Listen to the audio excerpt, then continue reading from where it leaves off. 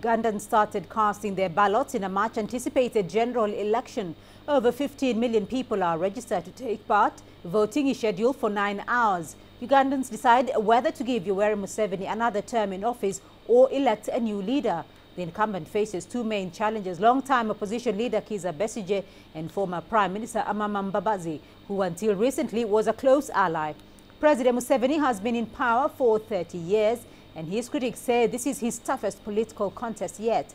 Though he is hailed by many as providing decades of relative peace and economic stability, his rivals are drawing strength from a clamor for fresh leadership. I do expect my candidate to win, if all goes well. But of course, as you know, we Ugandans, of course, at the beginning everything goes right, but as time goes on, you never know what will happen the next hours. I think for the last 30 years, people have had enough. Because I feel the old man shouldn't continue telling people that he's going to do a lot for them. I think he has done enough, and I think he should go honorably. While voting in the capital, Kampala, has been characterized by major delays. CCTV's Michael Baleke has that report. Long lines, the order at most polling stations in and around the capital, Kampala. Many woke up early to be the first to cast their ballot. Personally came here at 7, so I don't have to line up, so I could vote and then go and do my other things. But it's already 8 a.m. and there's still no activity. Uganda's Independent Electoral Commission says the delivery of voting materials to far areas caused distribution delays in most parts of Kampala and the surrounding areas. Voting in some parts has been delayed by more than 2 hours. Security at polling stations is tight. So what we're seeing is to see whether people are able to exercise and freely vote without intimidation. And so far, from all the places we've gone to, it's reasonable exercise of rights. And despite the early delays, Ugandans know this is their chance to choose the next leadership of the country. Michael Baleke, CCTV, Kampala. Let's now cross over to Kampala for the latest on the election. CCTV's Jane Keo, she's joining us live from Kampala. Jane, voting has been underway now for a few hours. How is the process going? What can you tell us?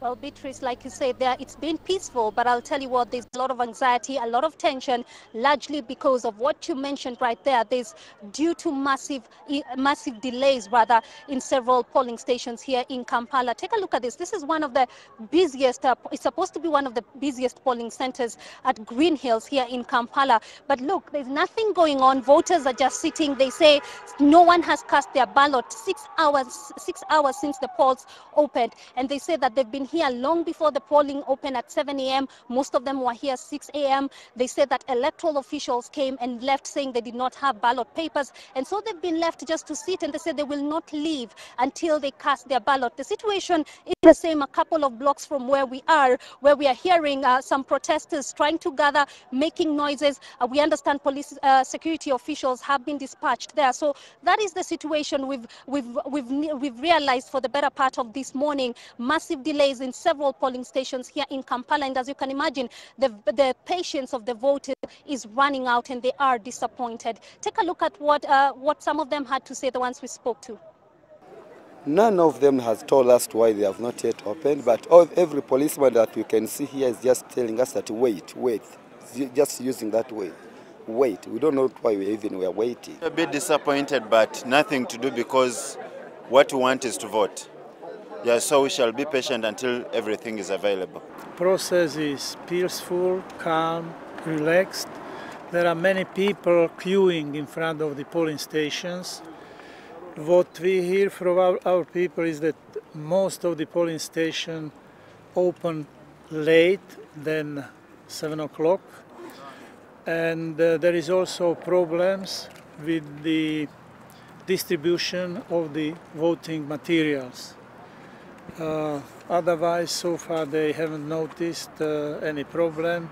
People waiting in the queues are relaxed. There is no tension, and I would like to express my hope that this kind of situation will prevail during the whole day and Uganda will have good, peaceful elections. Well, Jane, you're watching the process from where you are in Kampala, but we are also receiving reports from many people complaining that they are unable to access several social media sites. Are these being viewed as random outages, or is there a government clampdown? Well, Beatrice, we may consider that as a government clampdown. The authorities have indeed confirmed that they have shut down the social media sites, Twitter, Facebook, Instagram, and even WhatsApp. They say that this is a security precaution, that they say the sites are a security threat, that politicians have been using them to raise tensions in the country. The police, the Electoral Commission even yesterday said that they believe the politicians were taking advantage of the social media sites to encourage youngsters, the youth who are more accessible to these sites, to lie to them, because until yesterday there were reports that the Electoral Commission was talking about pre-ticked ballot papers, and the Commission was forced to defend itself over these allegations. So it's more of a clampdown. Right now in Uganda, you can't access some of these sites. But Beatrice, that is the situation as it is. And just to let you know how important this election is, take a look at the headlines that we're waking up to. They say that it's now or never. M7 on weighing scale and Besigye on last chance. That's the leading opposition candidate. To most Ugandans, this is a watershed election. This is, some are saying this is the most important election in the country's history since independence. Beatrice? All right, CCTV's Jane Keo for us there in Kampala following the Ugandan elections. Well, some polling stations experienced problems delaying the start of the voting process. Voters have been expressing their disappointments, but observers taking part in the exercise are confident of a smooth vote. Well, let's now take a quick look at the key facts you need to know about the elections in Uganda, and we're going to bring you some of those key facts right here. And now, the 2016 polls are the third since the restoration of multi-party politics in 2005. There are over 15 million registered voters out of an estimated population of 37 million. Incumbent President Yoweri Museveni is seeking to extend his 30-year rule. He faces 7 other candidates. His main challengers, however, are veteran opposition leader Kizza Besigye and former Prime Minister Amama Mbabazi. To be declared winner, a candidate is required to win 50% plus 1 vote. If none secures an outright win, a runoff will be set within 30 days.